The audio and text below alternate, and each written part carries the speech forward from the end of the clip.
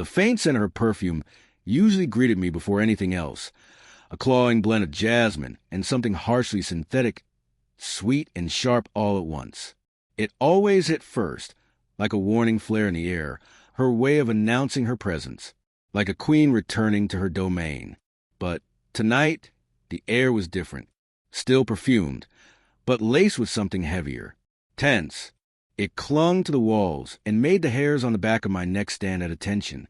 She stood there in the hallway, bathed in the warm glow of the sconces, her silhouette sharp against the golden light. Her eyes were too bright, almost feverish in her smile, too wide, too forced, stretched across her face like a mask. In her hand, she held up a single sheet of paper as if it were a medal, a trophy.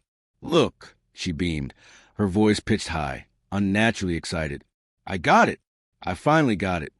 I stepped inside, letting the door shut softly behind me. My briefcase landed beside the console table with a quiet thud.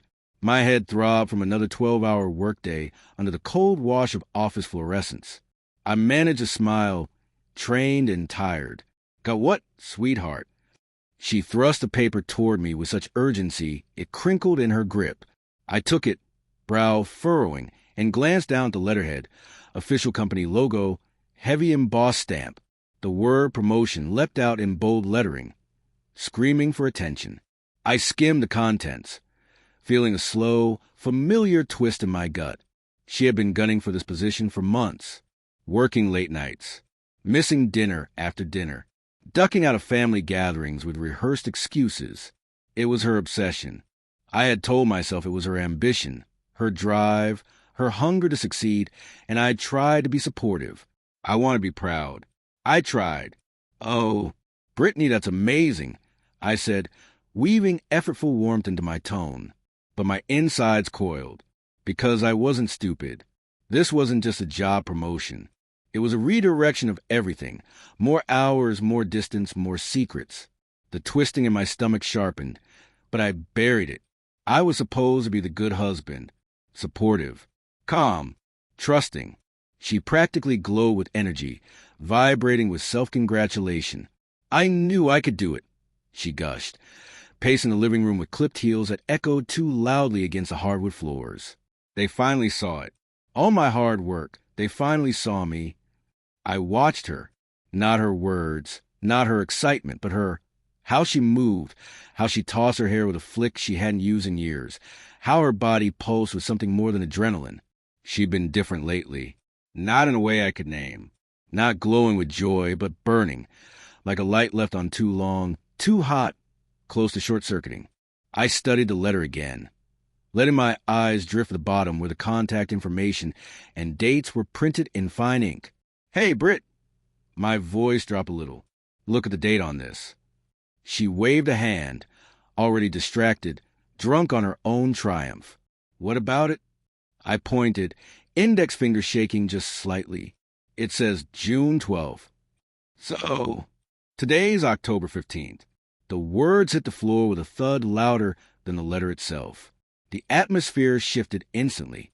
Her grin faltered, blinked out like a faulty bulb. Her breath hitched audibly. She stumbled a step backward as if I'd slapped her. The sheet of paper slipped from her fingers and floated to the ground like a dead leaf.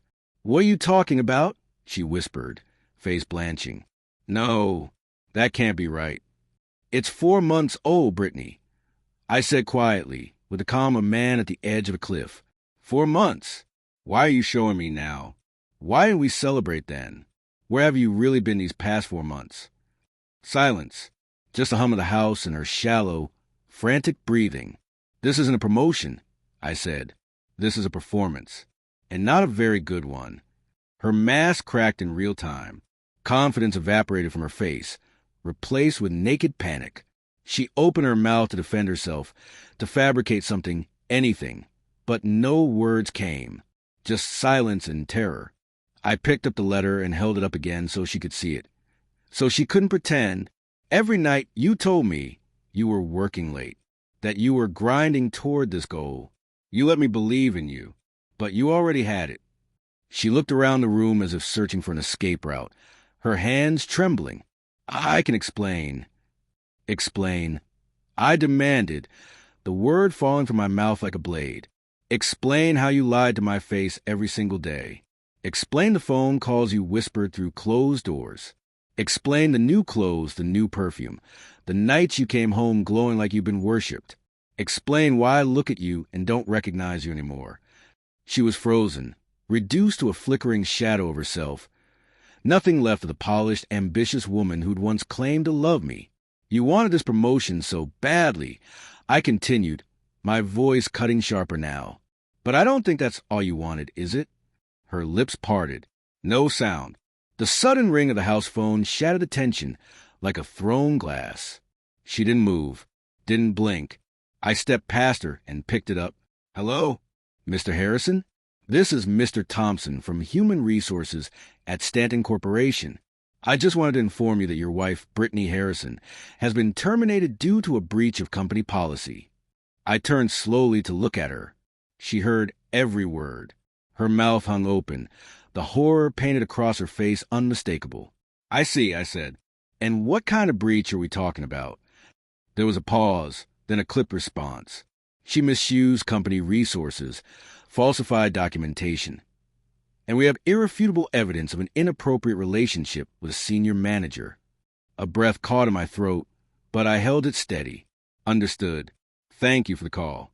I hung up the phone with a soft click and turned back toward her. She was standing in the exact same place, utterly still, her expression a canvas of dread. It's over, Brittany, I said, voice low. They know everything. So do I. Her knees buckled slightly. The tears came then, silent rivulets spilling down her face, leaving streaks on the mask she'd worn so well. No, she choked. This isn't happening. This can't be real. Oh, it's real, I said, and it's just the beginning. I took out my phone, flicked on the camera. What are you doing? She gasped. Turn around. No, please don't. The world deserves to know who you really are. My voice was cold, unrecognizable even to myself. She buried her face in her hands, sobbing, her entire body racked with guilt and shame. I wanted more, she wept. I just wanted more. You wanted more? I stepped closer, glaring into her tear-soaked eyes. Is that why you lied? Is that why you cheated? More status? More attention? More of him? She sobbed harder, but I didn't flinch. I started recording her pain, her disgrace, her collapse under the weight of her own deception. I uploaded the video to every social platform. Tagged her name. Tagged the company. Let the truth breathe. I hope your promotion was worth it, I said bitterly. I hope all the lies were worth the taste of power you wanted so badly. I picked up my briefcase. She reached for me again. Please, please. I stepped around her like she was furniture. Dead weight. Unimportant. I opened the door and walked out, the cold night air hitting me like absolution. I didn't look back. There was nothing left to see.